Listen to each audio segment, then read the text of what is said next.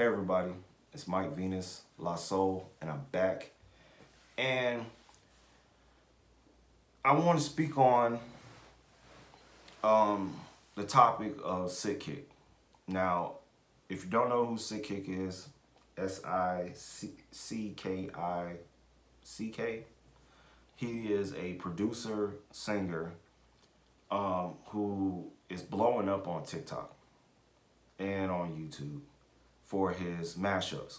And what is a mashup? A mashup is like a DJ's edit of a remix where you take acapellas or vocals from one track and you mix it with an instrumental, right? Of maybe a different genre or whatever. It's a remix. And DJs do this. They can perform it live or they can produce it. Now, he gets a lot of slack from DJs and the DJ community because he's not technically DJing. Number one, in his defense, the guy never said he was a DJ.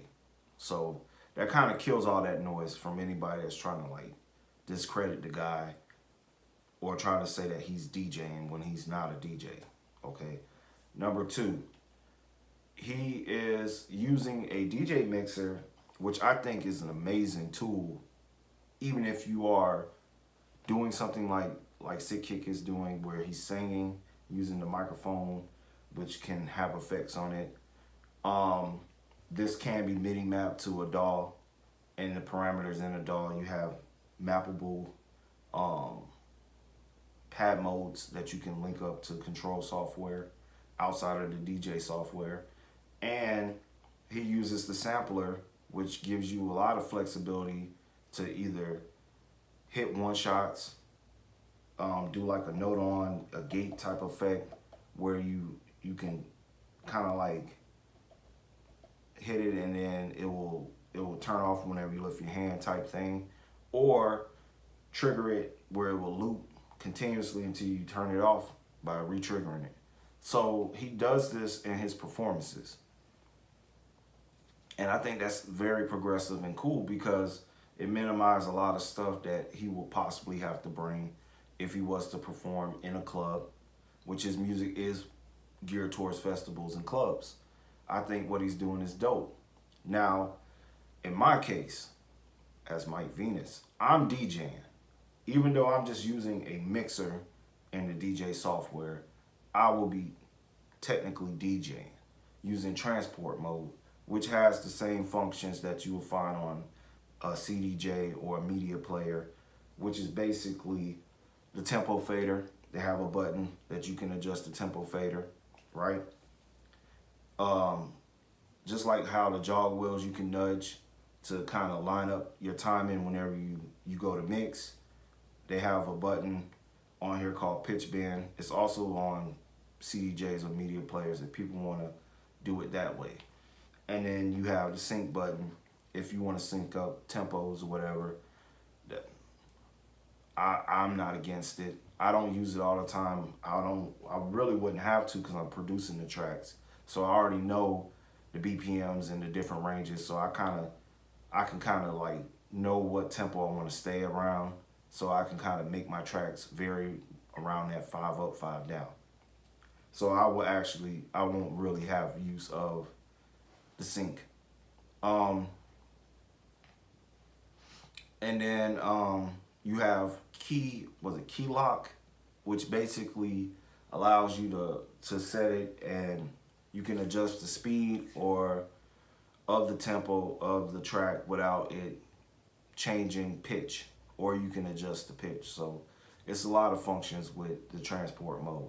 All the things that you would typically have on a CDJ or a media player, you have this in transport mode. And that's what I plan on using to basically, you have your temporary cue and your pause and play button as well on transport mode. And that's what I'm planning on using to kind of play tracks in, stop tracks, make temporary cues, just like any DJ would do. I got my hot cues and I got my pad effects if I want to do a fade out, vinyl break, or a backspin type thing, or echo out.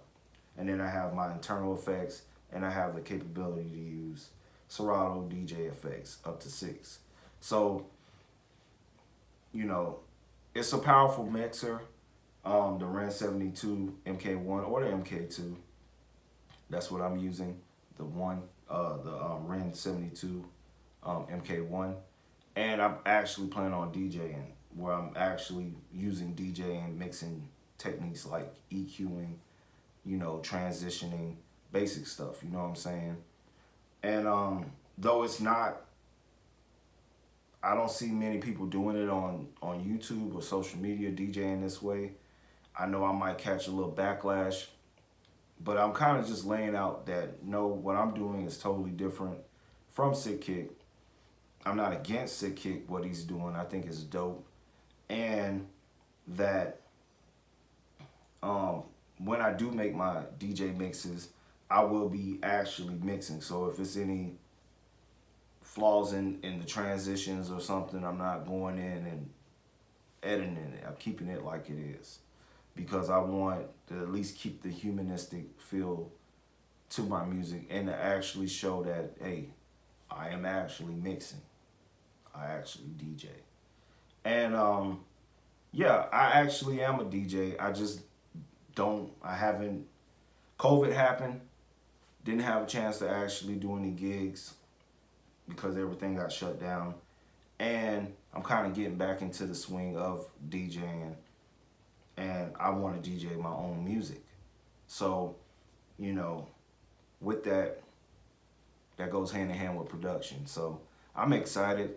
Hopefully you're excited too. Let me know what you think about Sickick in the comment section, and what you think about the concept of just DJing with a DJ mixer in the software in transport mode. You know what I'm saying? Do you think that's DJing?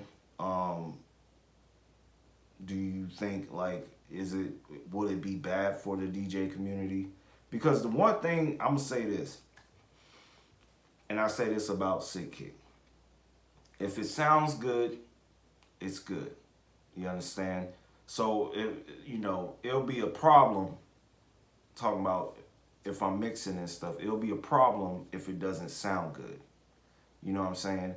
But if it sounds good, no matter if it doesn't look that good, that's what matters. Because when people dancing and they're having a good time, they want it to sound good. They don't really care what a person is doing up there behind the DJ booth, if they're just push play and playing their production, or are they up there actually mixing. Only people really care is DJs. The club owner doesn't care. The organizer for the festival doesn't care. The people at the party don't care. Only people who will care is DJs, okay? And people that are into it. So, it is what it is. So like I said, I'm Mike Venus, Lasso. And yeah, subscribe. Let me know what you think. Until the next time, y'all be blessed. Mike out.